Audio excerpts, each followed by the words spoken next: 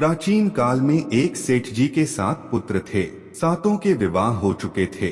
सबसे छोटे पुत्र की पत्नी श्रेष्ठ चरित्र की विदुषी और सुशील थी, परंतु उसके भाई नहीं था। एक दिन बड़ी बहू ने घर लीपने को पीली मिट्टी लाने के लिए सभी बहुओं को साथ चलने को कहा, तो सभी धलिया और खुरपी लेकर मिट्टी खोदने लगी।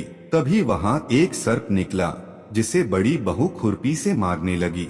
यह देखकर छोटी बहू ने उसे रोकते हुए कहा, मत मारो इसे, यह बेचारा निरपराध है। यह सुनकर बड़ी बहू ने उसे नहीं मारा। तब सर्प एक ओर जा बैठा।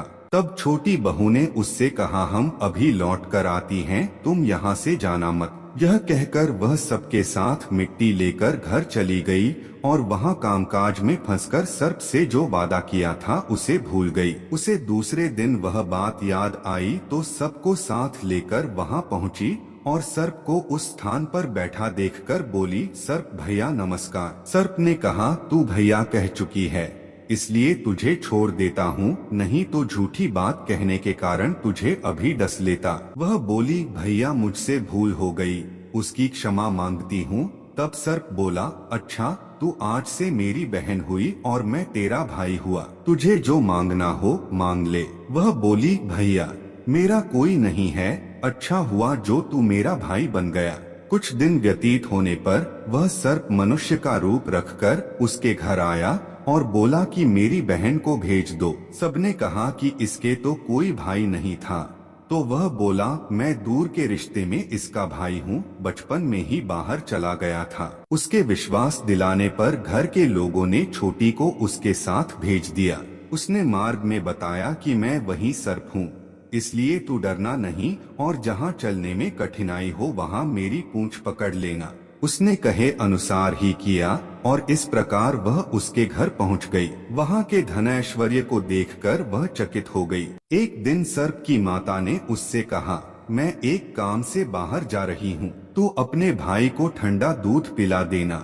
उसे यह बात ध्यान न रही और उससे गर्म दूध पिला दिया, जिसमें उसका मुख बहुत जल गया। यह देखकर सर्प की माता बहुत क्रोधित हुई, परंतु सर्प के समझाने पर शांत हो गई। तब सर्प ने कहा कि बहन को अब उसके घर भेज देना चाहिए। तब सर्प और उसके पिता ने उसे बहुत सा सोना, चांदी, जवाहरात, वस्त्रभूषण आदि देकर उसके घर पहुंचा दिया। इतना ढेर सारा धन देखकर बड़ी बहू ने ईर्ष्या से कहा, भाई तो बड़ा धनवान है, तुझे तो उससे और भी धन लाना चाहिए। सर्प ने यह वचन सुना तो सब वस्तुएं सोने की लाकर दे दी।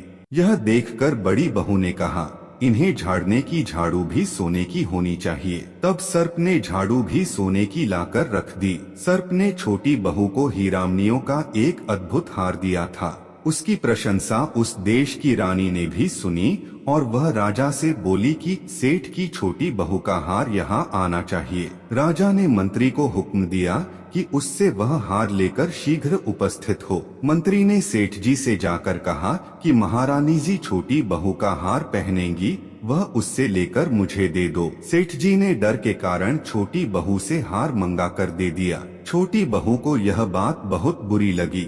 उसने अपने सर्प भाई को याद किया और आने पर प्रार्थना की, भैया रानी ने हार छीन लिया है, तुम कुछ ऐसा करो कि जब वह हार उसके गले में रहे तब तक के लिए सर्प बन जाए और जब वह मुझे लौटा दे तब हीरों और मणियों का हो जाए। सर्प ने ठीक वैसा ही किया।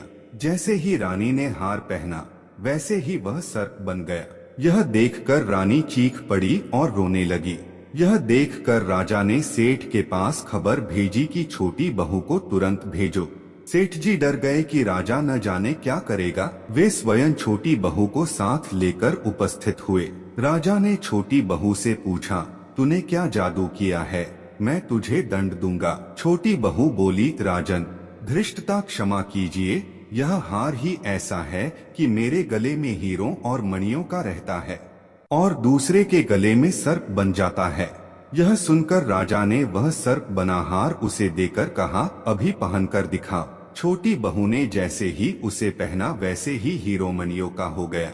यह देखकर राजा को उसकी बात का विश्वास हो गया और उसने प्रसन्न होकर उसे बहुत सी मुद्राएं भी पुरस्कार में दी। छोटी वह अपने हार और इन सहित घर लौट आई। उसके धन को देखकर बड़ी बहू ने ईर्ष्या के कारण उसके पति को सिखाया कि छोटी बहू के पास कहीं से धन आया है। यह सुनकर उसके पति ने अपनी पत्नी को बुलाकर कहा, ठीक ठीक बता कि यह धन तुझे कौन देता है। तब वह सर्प को याद करने लगी। तब उसी समय सर्प ने प्रकट होकर कहा, यदि मेरी धर्म बहन के आचरण पर संदेह प्रकट करेगा तो मैं उसे खा लूंगा। यह सुनकर छोटी बहू का पति बहुत प्रसन्न हुआ और उसने सर्प देवता का बड़ा सत्कार किया। उसी दिन से नाग पंचमी का त्योहार मनाया जाता है और स्त्रियां सर्प को भाई मानकर उसकी पूजा करती हैं।